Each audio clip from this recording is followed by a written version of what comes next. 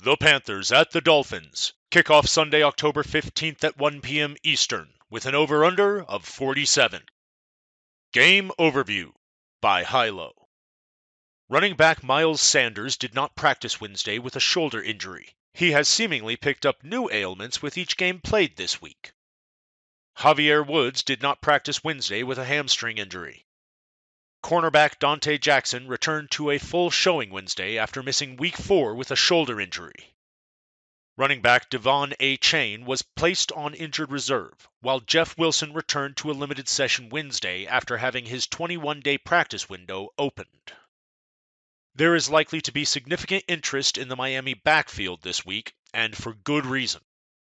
How Carolina will try to win.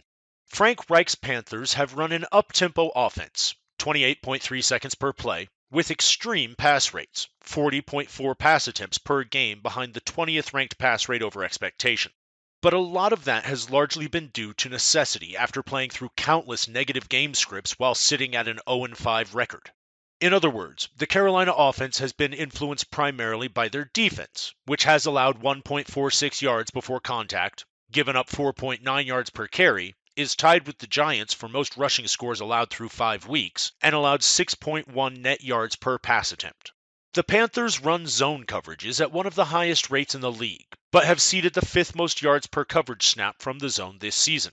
To summarize, the Panthers have not been able to stick to their game plans due to a defense that has not yet performed to their potential, effectively forcing extreme pass rates as games have progressed. Not the best formula for a team with a rookie quarterback. Miles Sanders missed practice Wednesday with a shoulder injury that he sustained in Week 5. Sanders has seemingly been on the injury report every week since the season started, and now appears truly questionable for Week 6. Chuba Hubbard is the only other running back to see offensive snaps to this point in the season, and would likely jump into a lead back plus role for the Panthers should Sanders be unable to go. The Dolphins have held the opposition to just 1.22 yards before contact and 4.0 yards per carry this season under newcomer defensive coordinator Vic Fangio's too high-end zone-heavy 3-4 defense. Nothing about the matchup screams elite upside outside of a role that has yielded 38 targets to running backs this season, good for almost 8 per game through 5 weeks. Should Hubbard serve as the primary back in the absence of Sanders, he could be set up well for 6 to 8 targets in this spot at an affordable $4,300 in salary. Sanders being active would leave the backfield rather uninteresting, considering a split in snaps and opportunities that have been fairly even over the previous 3 weeks. Raheem Blackshear would be the likeliest back to step into change of pace duties behind Hubbard should Sanders miss. Veteran wide receiver Adam Thielen has been a product of the increased pass volume induced via negative game environments through 5 weeks, with his 46 targets the 8th most in the league. That said, his underlying metrics are far from elite. His 23.1% targets per route run ranks 37th. His 1.98 yards per route run ranks 34th. His 8.6 yards per target ranks 37th, and he has seen just 2 deep targets with a 7.4 ADOT. Even so, 2 games with 13 or more targets where he also found the end zone has returned 30-plus fantasy points twice in 5 games. Just realize his chances of breaking 100 yards and scoring a touchdown are rather slim, and if he isn't hitting those thresholds, he is likely to disappoint in a short area role. With DJ Shark and Jonathan Mingo fully healthy, the snap rate split amongst the team's wide receivers is extremely condensed amongst those 3 in an offense that plays almost exclusively from 11 personnel. Tight end Hayden Hurst has not played more than a 61% snap rate in any game this season. Shark's downfield role, 15.3 ADOT, brings theoretical upside should he finally connect with rookie quarterback Bryce Young. The too high-end defensive shell for the Dolphins makes the chances of a downfield strike through Shark less likely than in other matchups around the league. How Miami will try to win. What more can we really say about Mike McDaniel's Dolphins that hasn't already been broken down in depth this season? The dude is legitimately pushing exploitative offenses forward into the future. That sounds grandiose, but it is the truth of the matter. When you get Sean McVay, Kyle Shanahan, and Bobby Slowick talking about how they are taking things from your offense to utilize in their own, you might be doing something right. Oh yeah, and they're fast. Teams know Tyreek Hill is running at them and are correctly giving him significant cushion. With defenders on their back foot, McDaniel then brings the outside zone and inside zone run concepts to punch you in the face, with a run play from McDaniel looking like a tornado ripping through the middle or outside of the field. His guards pull, his tackles extend, and his run blocking concepts are constantly changing, making it an extremely difficult game plan to stop.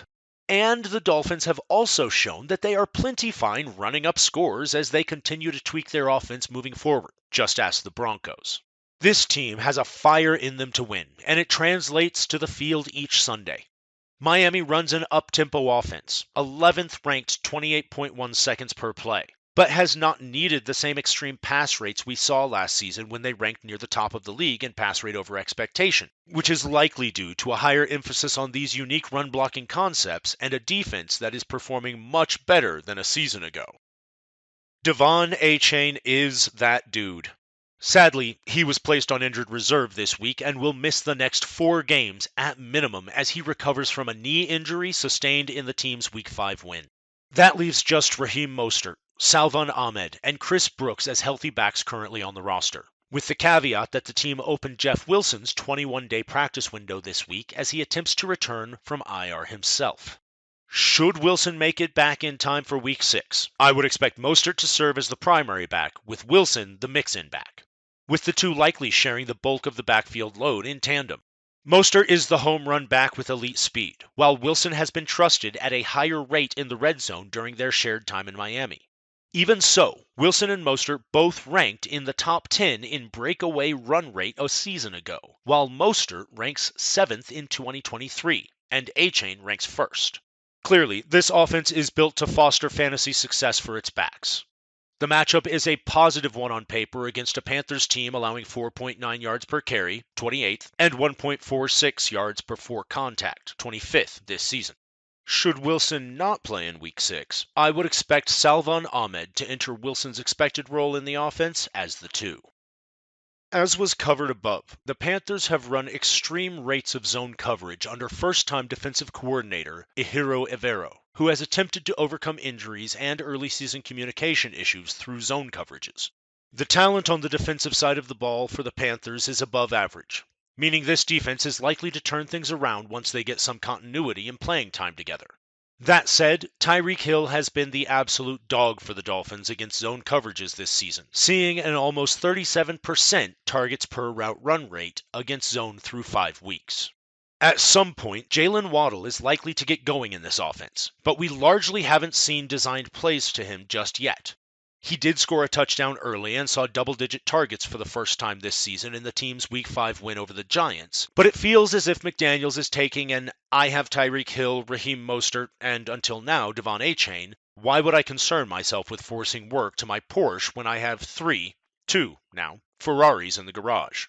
That said, and again, at some point, Waddle is going to have a nuclear game. Behind the primary pieces in this offense, we find a mix of lower upside pieces in Braxton Berrios, Cedric Wilson, Robbie Chosen, River Craycraft, and Durham Smythe, all of whom don't sniff the upside of the primary pieces. Likeliest game flow. I don't think you need me to tell you how this game is likeliest to play out, but here goes anyway. McDaniel's offense is likely to find success sooner rather than later, forcing the Panthers into all too familiar territory playing from behind. That should provide the Dolphins the opportunity to continue to tweak their offense to find new and unique concepts to take forward on their journey, with the Super Bowl in mind, while forcing the Panthers into the same elevated pass rates we have grown accustomed to.